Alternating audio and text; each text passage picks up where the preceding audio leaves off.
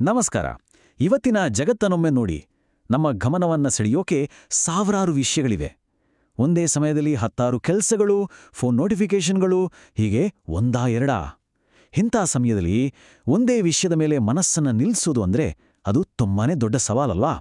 ಆದರೆ ಚಿಂತಿಬೇಡ, ಯಾಕಂದ್ರೆ ಈ ಸಮಸ್ಯೆಗೆ ನಮ್ಮ ಹಿರಿಯರು ಅದ್ಭುತವಾದ ಪರಿಹಾರಗಳನ್ನು ಕೊಟ್ಟಿದ್ದಾರೆ. ಬನ್ನಿ, ಇವತ್ತು ಸ್ವಾಮಿ ವಿವೇಕಾನಂದರ ತುಂಬಾನೇ ಶಕ್ತಿಶಾಲಿಯಾದ ಕಥೆಗಳ ಮೂಲಕ ಆಳವಾದ ಏಕಾಗ್ರತೆಯನ್ನ ಸಾಧಿಸೋದು ಹೇಗೆ ಅನ್ನೋದನ್ನ ನೋಡೋಣ. ಸರಿ, ಈ ಒಂದು ಅದ್ಭುತ ಮಾತಿನೊಂದಿಗೆ ಶುರು ಮಾಡೋಣ. ತರಬೇತಿ ಪಡೆದ ಮನಸ್ಸು ಎಂದಿಗೂ ತಪ್ಪು ಮಾಡುವುದಿಲ್ಲ. ಇದು ಸುಮ್ಮನೆ ಹೇಳಿದ ಮಾತಲ್ಲ, ಇದು ಒಂದು ಭರವಸೆ. ಏಕಾಗ್ರತೆಯಿಂದ ಕೂಡಿದ ಮನಸ್ಸು ಏನನ್ನೆಲ್ಲ ಸಾಧಿಸಬಹುದು ಅನ್ನೋದಕ್ಕೆ ಇದೊಂದು ಪ್ರಾಮಿಸ್ ಇದ್ದ ಹಾಗೆ. ಹಾಗಾದ್ರೆ ಈ ಸ್ಥಿತಿಯನ್ನ ತಲುಪೋದು ಹೇಗೆ? ಬನ್ನಿ, ಒಂದೊಂದಾಗಿ ನೋಡ್ತಾ ಹೋಗೋಣ.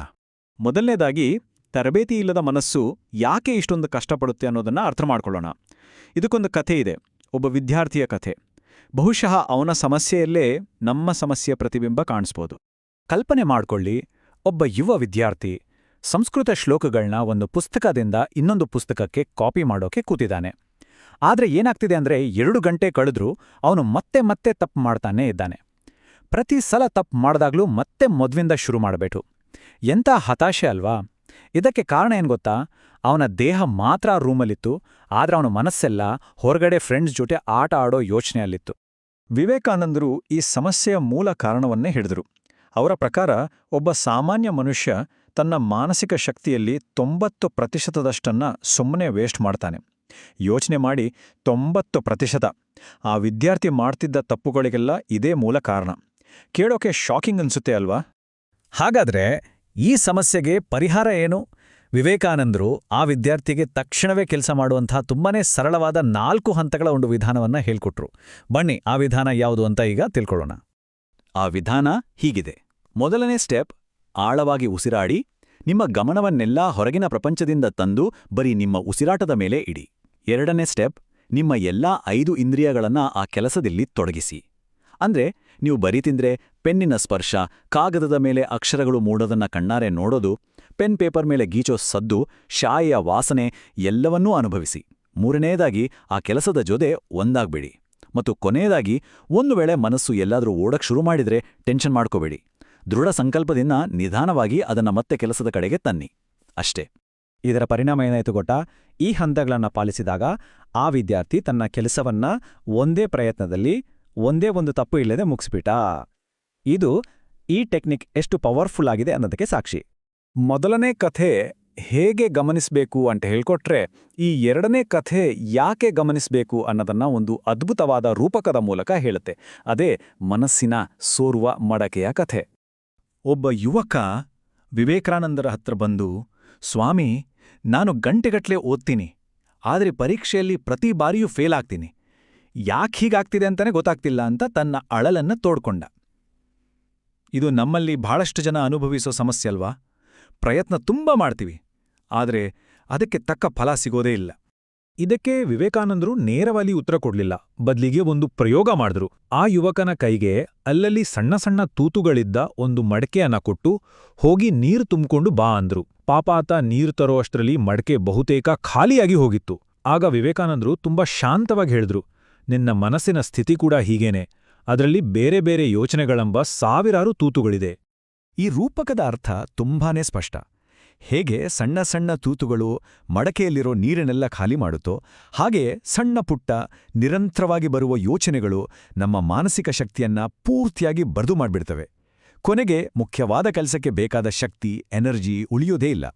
ಇಲ್ಲಿರುವ ಮೂಲ ತತ್ವ ತುಂಬಾನೇ ಸರಳ. ಯಾವುದೇ ಕೆಲಸ ಆಗ್ಲಿ, ಅದು ಮರಕಡಿಯೋ ಥರ ಶಾರೀರಿಕ ಕೆಲಸವೇ ಇರಲಿ ಅಥವಾ ಓದುವಂತಹ ಮಾನಸಿಕ ಕೆಲಸವೇ ಇರಲಿ, ಎಲ್ಲವೂ ನಡೆಯೋದು ಮಾನಸಿಕ ಶಕ್ತಿಯಿಂದಲೇ. ಮತ್ತು ಆ ಶಕ್ತಿಯ ಮೂಲ ಯಾವುದು ಅಂದ್ರೆ ಅದು ಏಕಾಗ್ರತೆ. ಪ್ರತಿಯೊಂದು ಕೌಶಲ್ಯ ಮತ್ತು ಸಾಧನೆಯ ಹಿಂದಿರೋ ರಹಸ್ಯವೇ ಇದು. ಸರಿ, ಇದೆಲ್ಲ ಓಕೆ. ಆದ್ರೆ ಒಂದು ಪ್ರಶ್ನೆ ಬರುತ್ತೆ.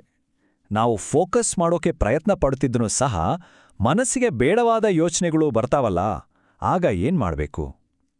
ಈ ಪ್ರಶ್ನೆಗೆ ಉತ್ತರ ನಮ್ಮ ಮುಂದಿನ ಹಂತದಲ್ಲಿದೆ. ಈ ಪ್ರಶ್ನೆಗೆ ಉತ್ತರ ನಮ್ಮ 3ನೇ ಮತ್ತು ಕೊನೆಯ ಕಥೆಯಲ್ಲಿದೆ. ಬೇಡವಾದ ಯೋಚನೆಗಳ ಜೊತೆ ಜಗಳವಾಡದೆ ಅವುಗಳನ್ನ ಹತೋಟಿಗೆ ತರೋ ಒಂದು ಸೂಕ್ಷ್ಮವಾದ ಕಲೆಯನ್ನ ಈ ಕಥೆ ನಮಗೆಲ್ಲ ಹೇಳ್ಕೊಡುತ್ತೆ. ಈ ಸಲ ವಿವೇಕಾನಂದರು ಆ ಯುವಕನಿಗೆ ಇನ್ನೊಂದು ಟಾಸ್ಕ್ ಕೊಟ್ರು. ಒಂದು ಗ್ಲಾಸ್ ತಗೊಂಡು ಅದರ ಅಂಚಿನವರೆಗೂ ನೀರು ತುಂಬಿ ಒಂದೇ ಒಂದು ಹನಿ ಕೂಡ ಕೆಳಗೆ ಚೆಲ್ಲದ ಹಾಗೆ ಹಿಡ್ಕೊಂಡು ನಿಲ್ಲೋಕೆ ಹೇಳಿದ್ರು. ಮೊದಮೊದಲು ಆ ಯುವಕನ ಕೈ ಸ್ಟಡಿಯಾಗಿತ್ತು, ಗ್ಲಾಸ್ ಅಲುಗಾಡ್ಲಿಲ್ಲ.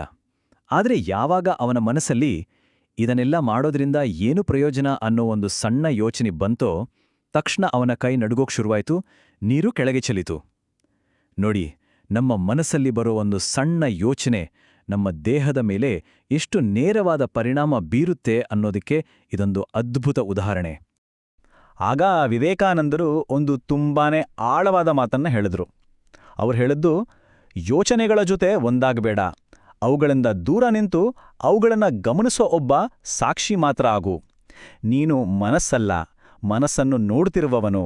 ನೀನು ಉಸಿರಲ್ಲ, ಉಸಿರನ್ನು ನೋಡ್ತಿರುವವನು. ಹಾಗಾದರೆ ಪರಿಹಾರ ಏನು? ಯೋಚನೆಗಳ ಜೊತೆ ಫೈಟ್ ಮಾಡೋದಲ್ಲ, ಬದಲಾಗಿ ಅವುಗಳನ್ನ ಒಪ್ಕೊಳ್ಬೇಕು. ಆಕಾಶದಲ್ಲಿ ಮೋಡಗಳು ಹೇಗೆ ಬಂದು ಹೋಗುತ್ತವೋ ಹಾಗೆಯೇ ಯೋಚನೆಗಳನ್ನ ಸುಮ್ಮನೆ ಗಮನಿಸಿ. ಅವುಗಳಿಗೆ ಅಂಟಿಕೊಳ್ಬೇಡಿ, ಅವು ತಾವಾಗಿಯೇ ಬಂದು ಹೋಗಲು ಬಿಡಿ. ಈ ಸಮಯದಲ್ಲಿ ನಿಮ್ಮ ಮುಖ್ಯ ಗಮನ ಉಸಿರಾಟದ ಮೇಲೆ ಇರಲಿ. ಹೀಗೆ ಮಾಡಿದಾಗ ಆ ಯೋಚನೆಗಳು ತಾವಾಗಿಯೇ ತಮ್ಮ ಶಕ್ತಿಯನ್ನ ಕಳ್ಕೊಳ್ತವೆ. ಸರಿ, ಈಗ ಕೊನೆಯದಾಗಿ ಈ 3 ಕಥೆಗಳಿಂದ ನಾವು ಕಲಿತ ಪಾಠಗಳನ್ನ ಒಟ್ಟು ಸೇರಿಸಿ ಏಕಾಗ್ರತೆಯ ಹಾದಿ ಹೇಗಿರುತ್ತೆ ಅಂತ ಸ್ಪಷ್ಟವಾಗಿ ನೋಡೋಣ. ಮೊದಲನೇ ಪಾಠ, ನಿಮ್ಮ ಇಂದ್ರಿಯಗಳನ್ನ ಒಗ್ಗೂಡಿಸಿ. ಯಾವುದೇ ಕೆಲಸ ಮಾಡುವಾಗ ನಿಮ್ಮ ಕಣ್ಣು, ಕಿವಿ, ಮೂಗು, ನಾಲಿಗೆ, ಚರ್ಮ ಈ 5 ಇಂದ್ರಿಯಗಳನ್ನು ಆ ಕೆಲಸದಲ್ಲಿ ತೊಡಗಿಸಿ. ಎರಡನೇ ಪಾಠ, ನಿಮ್ಮ ಮಾನಸಿಕ ಶಕ್ತಿಯ ಸೋರಿಕೆಯನ್ನು ನಿಲ್ಲಿಸಿ. ನೆನಪಿಡಿ, ಏಕಾಗ್ರತೆಯೇ ಎಲ್ಲ ಜ್ಞಾನ ಮತ್ತು ಕ್ರಿಯೆಯ ಮೂಲ. ಮತ್ತು ಮೂರನೇ ಪಾಠ, ಒಪ್ಪಿಕೊಳ್ಳಿ ಮತ್ತು ಬಿಟ್ಟುಬಿಡಿ. ಬೇಡವಾದ ಯೋಚನೆಗಳ ಜೊತೆ ಜಗಳ ಮಾಡೋ ಬದಲು ಒಬ್ಬ ಸಾಕ್ಷಿಯಾಗಿ ಅವುಗಳನ್ನು ಗಮನಿಸಿ. ಅವು ತಾವಾಗೇ ಮಾಯವಾಗುತ್ತವೆ. ಮತ್ತು ಕೊನೆಯದಾಗಿ ಈ ಒಂದು ಪ್ರಶ್ನೆಯೊಂದಿಗೆ ಈ ಚರ್ಚೆಯನ್ನು ಮುಗಿಸೋಣ. ನಿಜವಾಗಿಯೂ ಪೂರ್ತಿಯಾಗಿ ಏಕಾಗ್ರತೆ ಸಾಧಿಸಿದ ಮನಸ್ಸಿನಿಂದ ಏನನ್ನ ಸಾಧಿಸೋಕೆ ಸಾಧ್ಯ? ಒಮ್ಮೆ ಯೋಚನೆ ಮಾಡಿ. ನಿಮ್ಮ ಗಮನವನ್ನ ನೀವು ಸಂಪೂರ್ಣವಾಗಿ ಹಿಡಿತಕ್ಕೆ ತೆಗೆದುಕೊಂಡ್ರೆ ನಿಮ್ಮ ಸಾಮರ್ಥ್ಯಕ್ಕೆ ಮಿತಿಯೇ ಇರಲಿಕ್ಕಿಲ್ಲ.